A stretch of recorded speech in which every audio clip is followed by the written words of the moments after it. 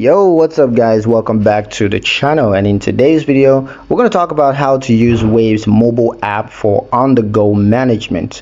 It's going to be a quick one. We're not going to waste too much time as usual, so let's get into it. The first thing you're going to need to do, of course, is to download the Wave mobile app from the App Store or the Google Play Store. Now once we have it downloaded, just go ahead and log in with your Wave accounts.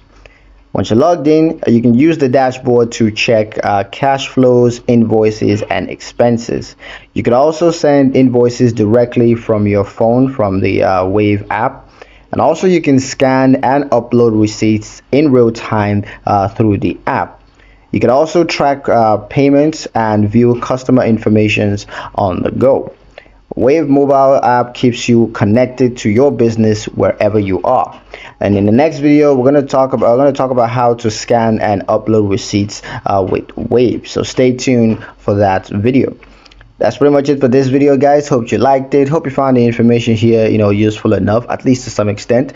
If you did like the video, comment down below, let me know what you thought. Share the video with your friends and subscribe to the channel if you haven't done so already, and we'll see you in the next one.